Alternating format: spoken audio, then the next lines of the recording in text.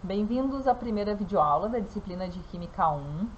Então, muito importante um primeiro contato, né, que ocorreu no nosso primeiro encontro, para entrar no universo da química, a gente saber em que mundo, né, a gente está entrando, para então a gente começar a aprofundar nesse universo, né? Então, essa é a primeira videoaula que a gente vai estar falando sobre propriedades da matéria. Antes disso, eu queria mostrar para vocês esse slide para trazer uma noção, para que vocês comecem a imaginar agora e a relação que existe entre aquilo que a gente vai ver aqui, aquilo que vocês estarão vendo em outras disciplinas, o que originou o que, tá? Então aqui a teoria mais aceita é de que as primeiras partículas de matéria, elas são originadas de energia, tá? E na verdade, primeiro essas partículas se formaram, que são os átomos, que é que a gente vai estudar, né? Aí esses átomos começaram a se ligar uns com os outros, mas isso demorou muito tempo para ir acontecendo, né? E formaram as substâncias mais simples. Depois essas substâncias mais simples começaram a se ligar umas às outras, formando substâncias mais complexas, maiores e mais complexas. Aí dentro desse grupo de substâncias que foram formados, né, estavam os aminoácidos, que puderam originar as proteínas. Estavam também um outro grupo de substâncias, que são as bases nitrogenadas, vocês vão ver isso bastante lá na biologia, e que permitiram a formação do DNA. Então, até aqui, ó, proteínas e DNA, a gente sabe que são moléculas fundamentais para a vida, né?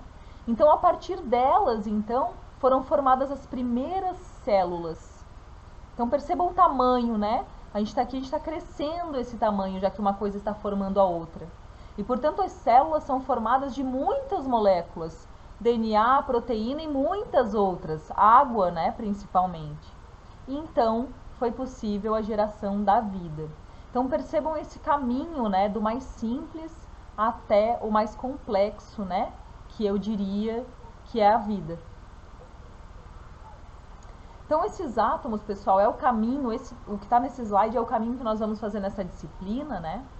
Esses átomos formaram as moléculas, como eu disse, e, portanto, a gente diz que as moléculas, ou os compostos, tá? Que existem, as substâncias, não, desculpa, os compostos, eles são um conjunto de átomos que se ligam. Então, por exemplo, aqui na molécula de água, né?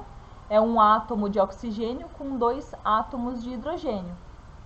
E daí, quando essas moléculas se unem, elas formam as substâncias, tá? Então existe uma molécula de água, mas, por exemplo, numa garrafa de água ou num copo de água, né, que é o que a gente está acostumado, existem várias moléculas aqui dentro. Essa que eu estou segurando é a substância água. E a gente vai começar a estudar a partir dela, tá bom? Que é isso que a gente vê, que a gente conhece. Vocês podem visualizar que os átomos são como as partes, as pecinhas de um Lego, né? Então tem várias pecinhas.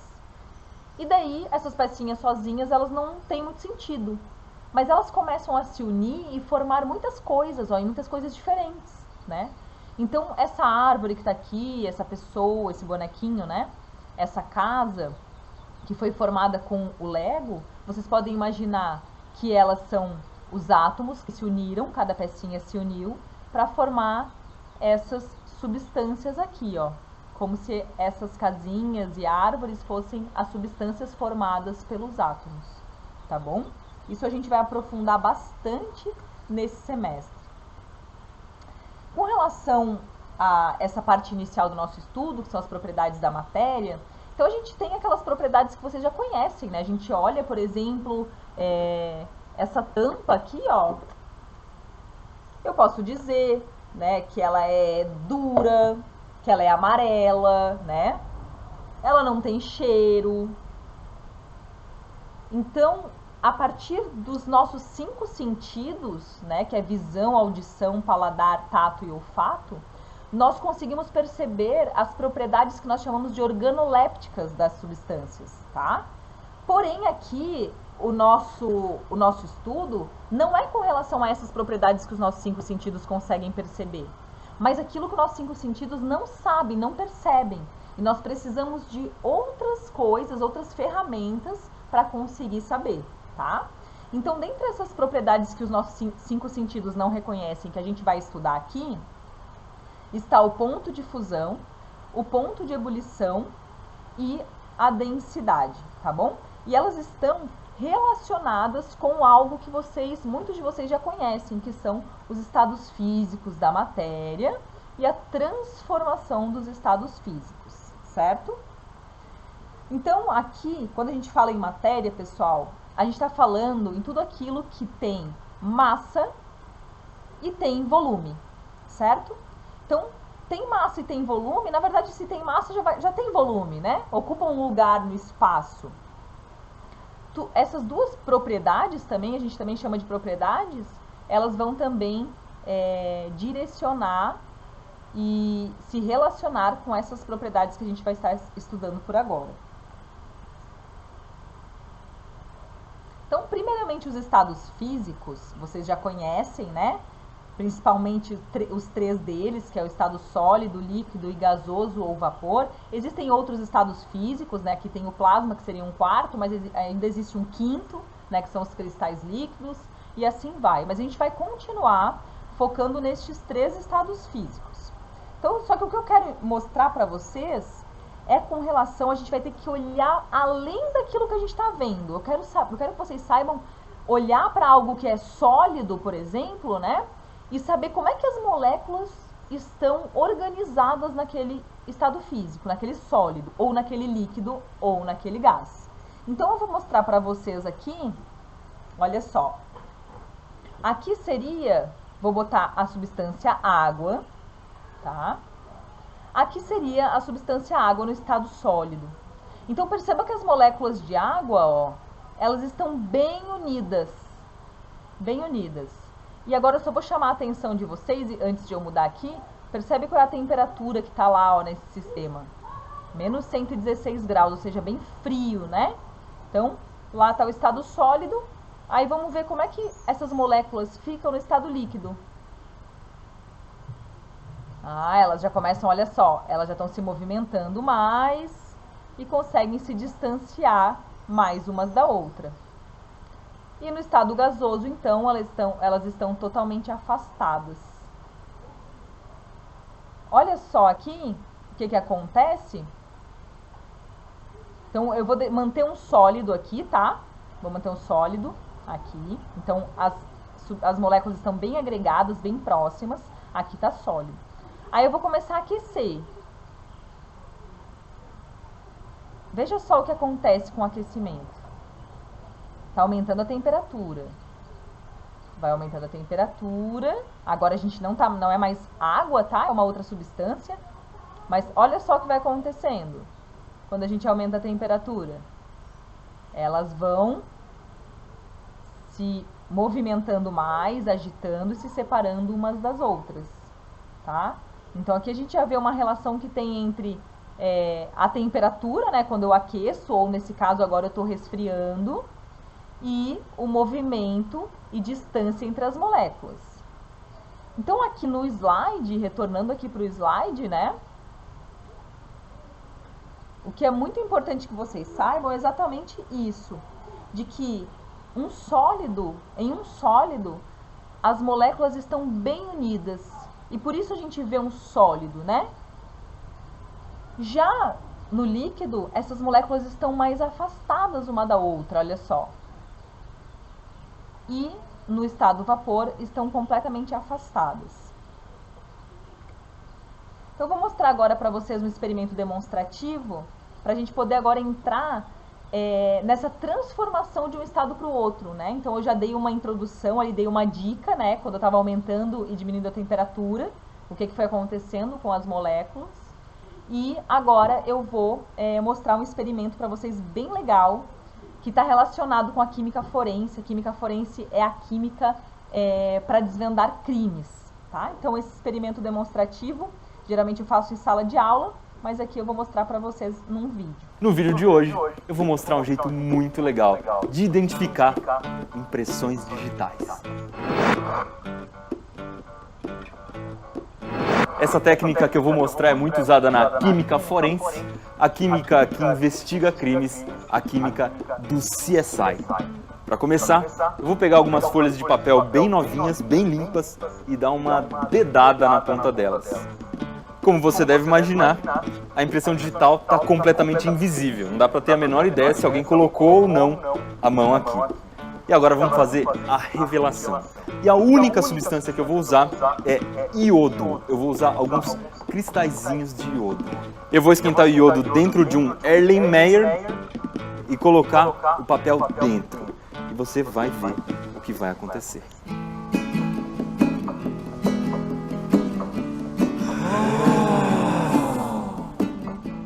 E essa aqui é a minha impressão digital que estava completamente invisível no papel. E para entender como que essa marca surgiu aqui meio como mágica, vamos entender primeiro o que é impressão digital. A impressão digital é uma marca deixada pela ponta dos dedos. Se você olhar bem de pertinho, você vai ver que os nossos dedos têm alguns desenhos, e esses desenhos variam de pessoa para pessoa. Então, cada pessoa da Terra tem um desenho diferente. E quando a gente pega alguma coisa, a gente deixa a marca do desenho nessa coisa que a gente pega, especialmente se for um objeto liso.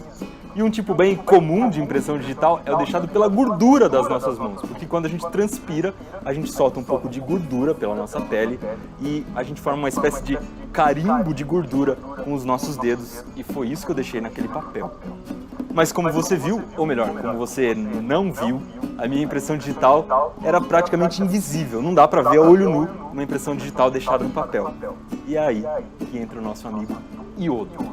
O iodo é uma substância que sublima, ou seja, ele faz igual ao gelo seco. Ele passa direto do estado sólido para o estado gasoso sem passar pelo estado líquido. E foi isso que a gente fez aqui. Acendeu a vela, esquentou o iodo e ele começou a se transformar em gás, que é aquela substância roxa que você viu saindo aqui do vidro.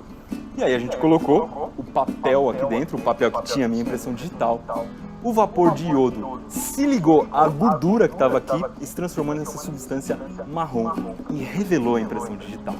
E agora, para a gente ter certeza de que fui eu mesmo que toquei esse papel, vamos usar a impressão digital que o governo do estado de São Paulo tem de mim, ou seja, a impressão digital que foi tirada no dia em que eu tirei o meu RG. Vamos comparar as duas para ver se elas são iguais.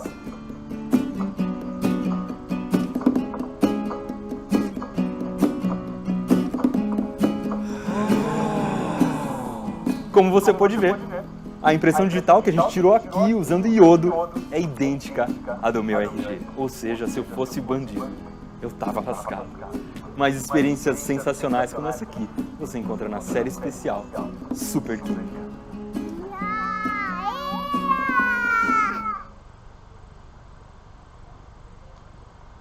Então esse é um experimento muito interessante, pessoal. Tem muita coisa que a química que é possível fazer, né, que um químico faz para auxiliar nessa elucidação, né, para descobrir um crime, como aconteceu.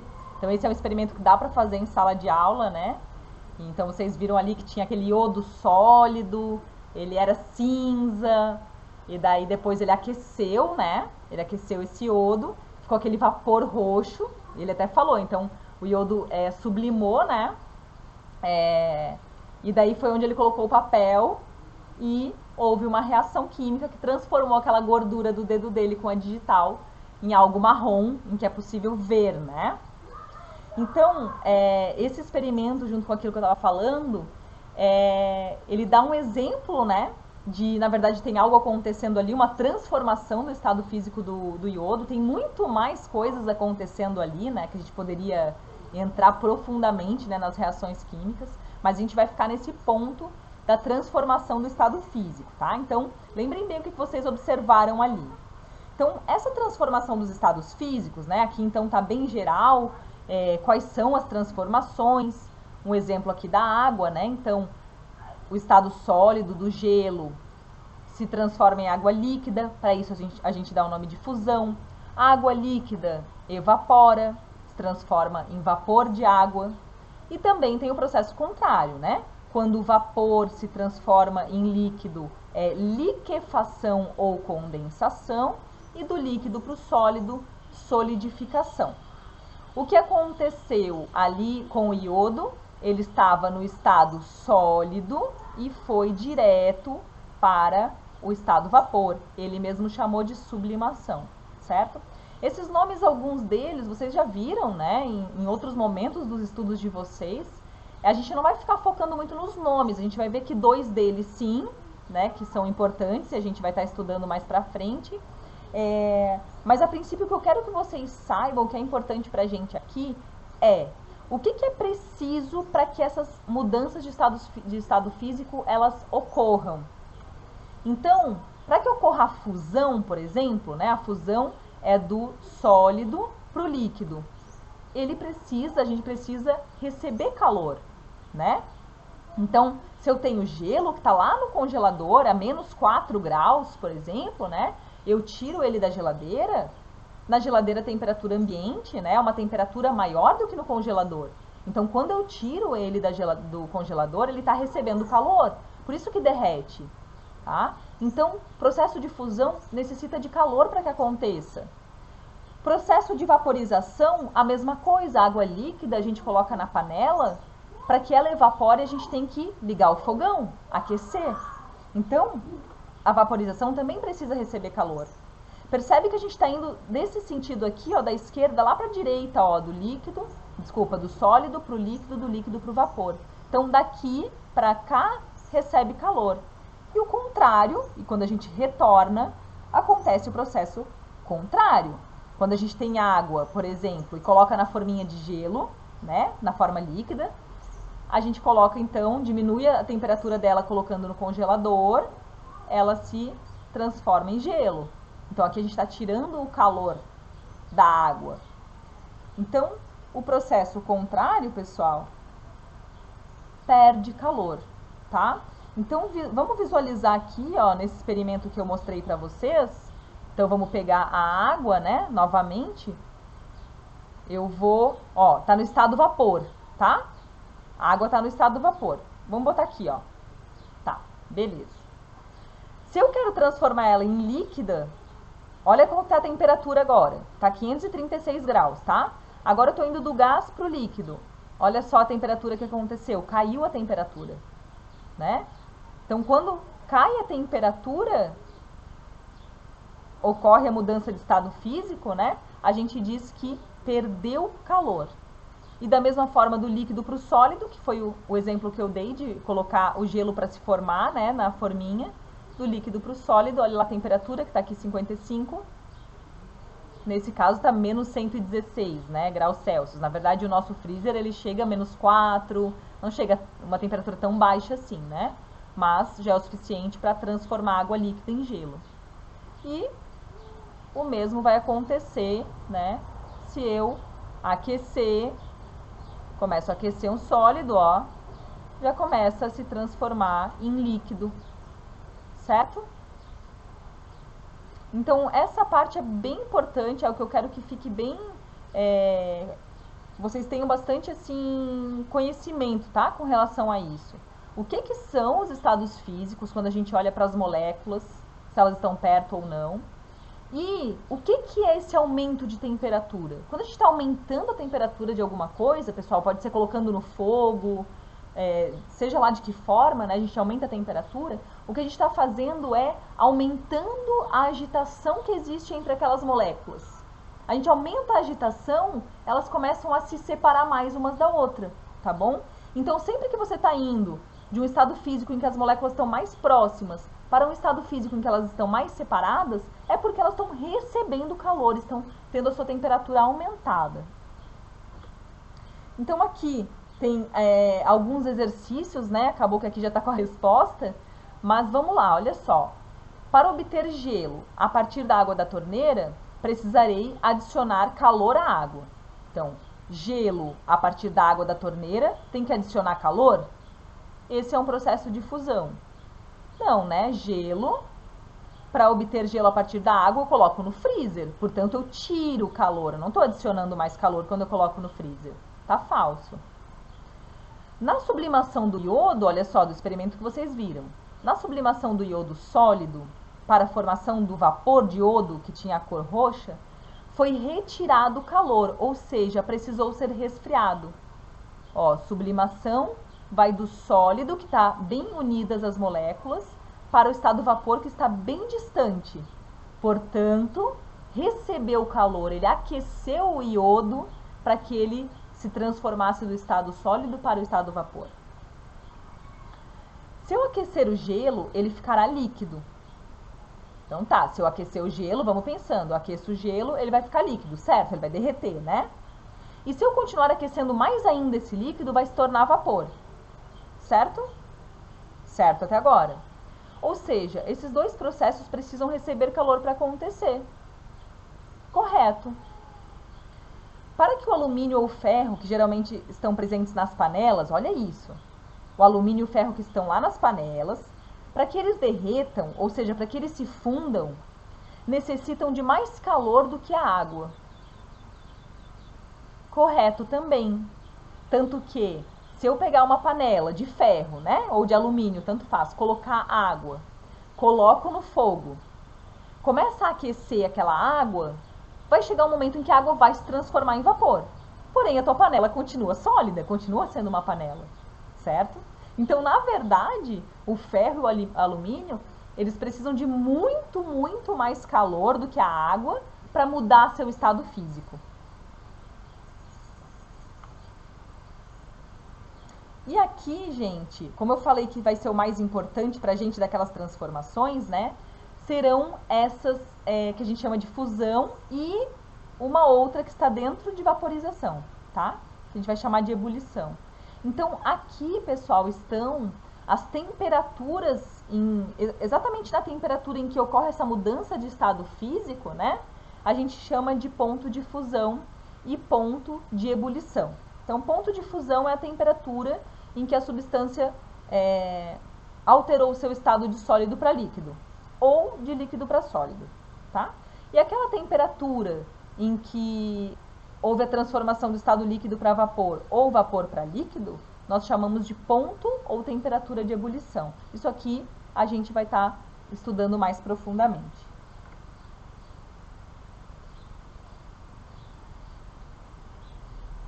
Então, os pontos de fusão e de ebulição, né, eles dependem tanto da natureza do material. Então, olha só, aqui é a água, tá? Esses dois aqui é a água, esse aqui é álcool. O ponto de fusão da água, aqui nessa pressão aqui, que a gente não vai entrar agora nesse ponto, o ponto de fusão da água é 0 graus, enquanto do álcool é menos 114. Então, olha a diferença. Isso quer dizer depender da natureza do material, tá? Se é um álcool, se é acetona, se é água, se é um outro líquido, se é gasolina, vai mudar, tá bom? Cada um vai ter o seu próprio ponto de fusão e também o seu próprio ponto de ebulição. Então, o ponto de fusão e ebulição depende da natureza do material e depende também da pressão. Isso aqui a gente vai deixar mais pra frente. Então, vamos ver agora essa dependência com a natureza do material. Então, olha só, já fazendo exercício, tá? Sabendo que o ponto de fusão da água pura, aqui em Itajaí, é 0 graus, ó, ponto de fusão é quando ela deixa de ser gelo e se torna água líquida. Ou ela é líquida, a gente bota no freezer e se transforma em gelo. Em 0 graus ocorre essa transformação. E também o ponto de ebulição é 100 graus. Então, em 100 graus, a água líquida se transforma em vapor, ou se ela é vapor, ela pode se transformar em água líquida. Ponto de fusão, então, é 0, ponto de ebulição é 100. Responda qual é o estado físico da água nessas temperaturas aqui, ó. Tá? Como é que a gente vai fazer isso? Como é que a gente vai saber? Primeiro eu posso falar para vocês, olha só. Tá, o ponto de fusão da água é 0. A menos 10 graus, você vai ter água líquida ou vai ter gelo? Começa a pensar nisso. A forma que eu vou mostrar para vocês que é legal para a gente ir conseguindo compreender melhor esse raciocínio é, vocês fazem uma escala, tá? E coloquem as temperaturas ali. Então, olha só, eu botei o 0 aqui, né? 25 graus para cá, então percebe, daqui para cá tá aumentando, ó. Para a direita aumenta, para a esquerda diminui. Então, aqui é menos 10 graus, é a minha temperatura mais baixa desse exemplo. Depois 0 graus, 25, 100 e 150, tá? Então, fechou. Aí depois você coloca, identifica quais são os pontos de fusão e ebulição, ó. Então, aqui nesse caso, falou que 0 é ponto de fusão e 100 é ponto de ebulição, ok? Se o ponto de fusão, a gente viu que é a transformação do estado sólido em líquido. Toda Toda temperatura abaixo do ponto de fusão, ou seja, menor que aquele ponto de fusão, ela é sólida. Aí, temperaturas acima do ponto de fusão, tá? Agora mais altas do que ponto de fusão, porém abaixo do ponto de ebulição, ó, 25 graus é isso, né? Tá acima do ponto de fusão, abaixo do ponto de ebulição. Ela é líquida. Percebe? A água, 25 graus é a temperatura ambiente, né? Qual é o estado físico da água que a gente tem ao nosso redor, da torneira, do mar, do rio? Ela é líquida, né? E a gente vive numa temperatura entre o ponto de fusão e ebulição, aqui onde estamos, né?